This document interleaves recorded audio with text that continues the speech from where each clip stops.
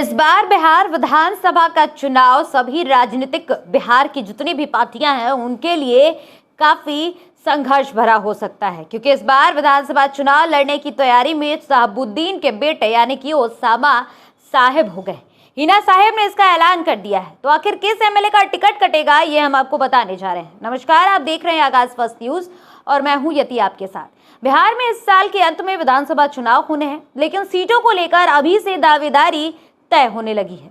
इसी बीच बता दें कि सिवान के पूर्व सांसद मोहम्मद शहाबुद्दीन की पत्नी हिना साहब ने अपने बेटे ओसामा को लेकर बड़ा ऐलान कर दिया है। ना सिर्फ ऐलान किया है बल्कि बता दिया है कि विधानसभा चुनाव लड़ने वाले हैं वो। 2025 के विधानसभा चुनाव में शहाबुद्दीन के बेटे ओसामा साहब भी उतर सकते हैं, ऐसी बयान आ रहे हैं। अब देखिए, पिछले साल अक्टूबर में वे अपनी मां के साथ आरजेडी में शामिल हुए। तस्वीरें हम आपको दिखा दें। उसी वक्त से ये माना जा रहा था कि चुनाव के लिए ये सब तैयारी हो रही है। अब ओसामा की मां हिना साहिब ने कह दिया है कि हम लोग सोच रहे हैं कि ओसामा साहब को किसी विधानसभा से चुनाव लड़ाया जाए। उनका साफ कहना है, यानी कि हिना साहब का साफ कहना है कि हमारा अपना विधानसभा क्षेत्र रघुनाथपुर है, तो सोचा जा रहा है कि ओसामा को वहीं से चुनाव लड़ाया जाए, क्योंकि वहां की जनता का सपोर्ट है। हालांकि इसे लेकर अभी किसी तरह का फैसला नहीं हुआ है, ना ही महागठबंधन की तरफ से, ना ही किसी आधिकारिक तौर पर बयान आया है। अब सिवान जिले के धनौती गांव में पत्रकारों से बातचीत की थी हिना साहिब ने, जिस दौरान उनका ये बयान आया। उन्होंने साफ कर दिया है कि उनका बेटा ओसामा साहब आरजेडी की टिकट पर ही बिहार विधानसभा का चुनाव लड़ने वाला है।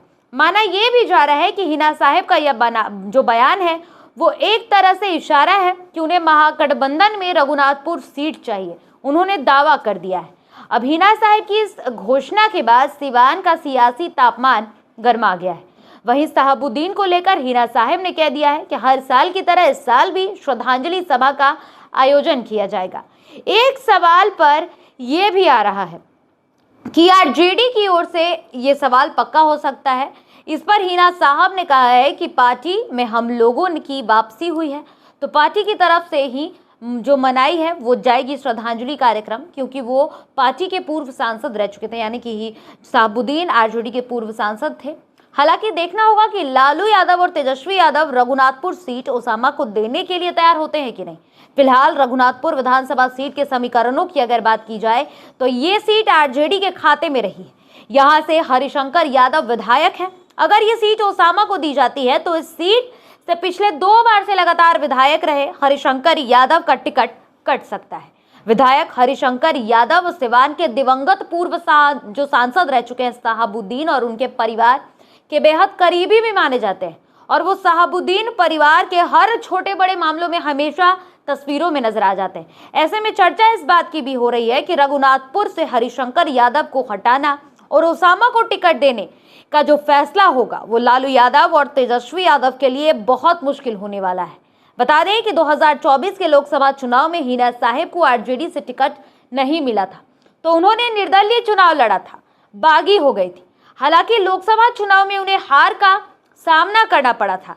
इसके बाद उन्हें वापस आरजेडी में शामिल कराया गया, क्योंकि देखिए कहीं ना कहीं मुस्लिम का जो वोट बैंक है वो शहाबुद्दीन के खाते में हमेशा से रहा है। मुस्लिमों का जो सपोर्ट है, और महागठबंधन जिस समीकरण पे चलती है यानी कि MY समीकरण, मुस्लिम और यादव, तो मुस्लिमों का सपोर्ट कहीं ना कहीं शहाबुद्दीन की वजह से मिला था आरजेडी को, और हमेशा ही मिलता रहा है। खुद तेजस्वी यादव और लालू प्रसाद यादव ने बाहें फैलाकर मां बेटे का पार्टी में स्वागत किया था। हमने आपको तस्वीरों में दिखाया। अब देखना ये होने वाला है दिलचस्प कि बिहार विधानसभा चुनाव में आरजेडी शहाबुद्दीन के परिवार को कितनी तवज्जो देती है, और क्या जिस तरह से दावे कर दिए हैं हिना साहब ने कि रघुनाथपुर से टिकट जो है वो मिलेगी ओसामा को, तो क्या जो आरजेडी है यानी कि लालू यादव और तेजस्वी यादव जो है वो रघुनाथपुर की विधानसभा सीट देते हैं ओसामा को, यानी कि शहाबुद्दीन के बेटे को, और भरोसा जताते हैं कि वो इस सीट पर जीत जाएंगे। फिलहाल इस खबर में इतना ही। देश दुनिया, बिहार, झारखंड और ऐसी तमाम खबरों के लिए आप बने रहें आगाज फर्स्ट न्यूज के साथ। धन्यवाद।